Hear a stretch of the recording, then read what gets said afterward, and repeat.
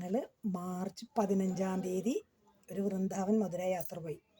26 തിരിച്ചു വന്നു. 11 ദിവസത്തെ ട്രിപ്പായിരുന്നു.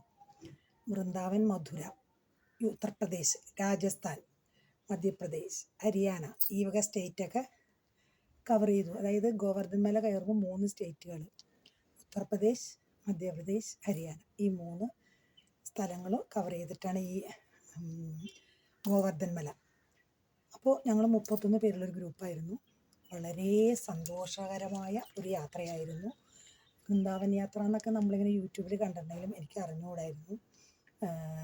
നമ്മൾ ശ്രീകൃഷ്ണൻ ജനിച്ച സ്ഥലം, കളിച്ച് നടന്ന സ്ഥലം, ജയിലിൽ കിടന്നത്, ജയിലിൽ പ്രസവിച്ച ആ ജയിൽ, പിന്നെന്താ പറയുക, രാധയുടെ ജന്മസ്ഥലം, രാധ കളിച്ചു വന്ന സ്ഥലം, കൃഷ്ണനും ഗോപികമാരും എല്ലാവരും കൂടി രാസലീല ആടിയ സ്ഥലം, പിന്നെ ഗോക്കൾ മേയ്ക്കാൻ പോവുക, കൂട്ടുകാർ കാട്ടിലേക്ക് പോവുക, അവരെ എല്ലാവരെയും കൃഷ്ണൻ ഓടക്കുഴലൂതി വിളിച്ചുകൊണ്ടിരിക്കുന്ന സ്ഥലം, അങ്ങനെ ഒരുപാട്. പിന്നെ നമ്മുടെ ഹിമാചലിലുള്ള ബദരി, കേദാർ, ത്രിവേണി സംഗമം, അതായത് ഗംഗാജി, യമുനാജി, കാവേരി, അങ്ങനെ 3 ഇതും കൂടി കൂടിച്ചേരുന്ന സ്ഥലം. പിന്നെ കൃഷ്ണനെ കാത്തിരുന്ന് കാണാതെ രാധ കരഞ്ഞ് കണ്ണുനീരിനാൽ ഉണ്ടായ എന്ന് പറയപ്പെടുന്ന മാനസരോവർ, അങ്ങനെ ഒരുപാട് കാഴ്ചകൾ ഞങ്ങൾക്ക് കാണാൻ സാധിച്ചു. ഞാൻ പ്രതീക്ഷിച്ചതിലും ഒരുപാട് കാര്യങ്ങൾ കാണാൻ സാധിച്ചു. ഇതിനു മുമ്പ് ഞാൻ തീർത്ഥയാത്ര നടത്തിയിട്ടുണ്ടെങ്കിലും അത് ബസ്സിലായിരുന്നു. ബസ്സിലാകുമ്പോൾ നമുക്ക് ഇത്രയും കവർ ചെയ്യാൻ പറ്റില്ല. കാരണം ഇത് ഗ്രാമങ്ങളുടെ ഉള്ളിലൂടെ, വനങ്ങളുടെ ഉള്ളിലൂടെ ഒക്കെ പോയാൽ വൃന്ദാവനിലെ ഒറിജിനൽ കാഴ്ചകൾ നമുക്ക് കാണാൻ പറ്റുക.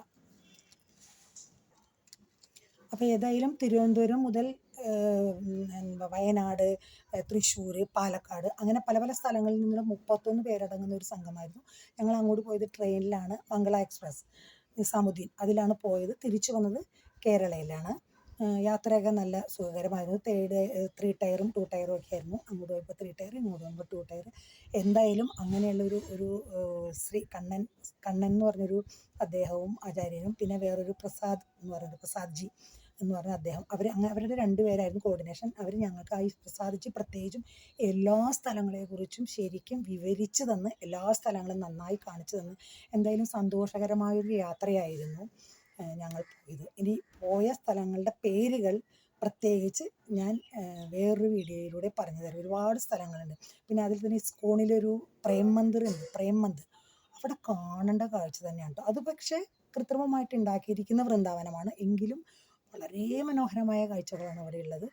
നമ്മൾ കണ്ടത് ഒറിജിനൽ വൃന്ദാവൻ, ആ ശരിക്കും കൃഷ്ണൻ നടന്നു എന്ന് പറയപ്പെടുന്ന ശരിക്കും അത് ആ ഒരു പ്രദേശം തന്നെ. മുഴുവനും ഉത്തർപ്രദേശ് ഗ്രാമത്തിൻ്റെ ഉള്ളിലൂടെ ഒരുപാട് നേരം ഞങ്ങൾ സഞ്ചരിച്ചു. 2 സൈഡിലും ഏക്കറുകളോളം നീണ്ടു കിടക്കുന്ന ഗോതമ്പ് വയലുകളാണ് കാണാൻ കഴിഞ്ഞത്. വിളഞ്ഞു കിടക്കുന്ന, ശരിക്കും പറഞ്ഞാൽ നമ്മുടെ നെൽകൃഷി പോലെ തന്നെ തോന്നും, പക്ഷെ അത് ഗോതമ്പായിരുന്നു. നിറയെ 2 സൈഡിലും നിറച്ച് കാണാമായിരുന്നു. ഇനി ഓരോരോ സ്ഥലങ്ങളെക്കുറിച്ച്, ആ പിക്ചറും ആ സ്ഥലങ്ങളെയും കുറിച്ച് ഞാൻ അടുത്ത വീഡിയോയിൽ ചെയ്തുതരും. എന്തേലും എനിക്ക് വളരെയധികം സന്തോഷമായി.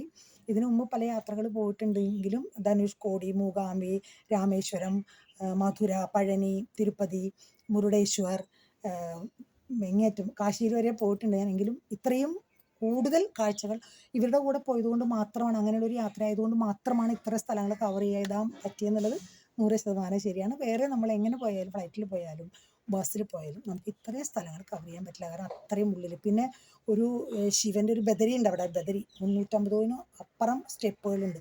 അതിൻ്റെ മുകളിൽ ഞാൻ കയറി, എനിക്ക് പോലും വിശ്വസിക്കാൻ പറ്റുന്നില്ല. അവിടെ പോയി, അവിടെ ഒരു ഗുഹയുടെ ഉള്ളിലാണ് ഭഗവാൻ ഇരിക്കുന്നത്, ശിവൻ ഇരിക്കുന്നത്. അദ്ദേഹത്തിന് നമുക്ക് ആ പ്രതിഷ്ഠയിൽ ശരിക്കും അവിടേക്ക് നമുക്ക് നിന്നൊന്നും പോകാൻ പറ്റില്ല. അവിടെ ഇരുന്ന് നിരങ്ങി വേണം ഭഗവാന്റെ പ്രതിഷ്ഠയുടെ അടുത്തേക്ക് പോകാൻ.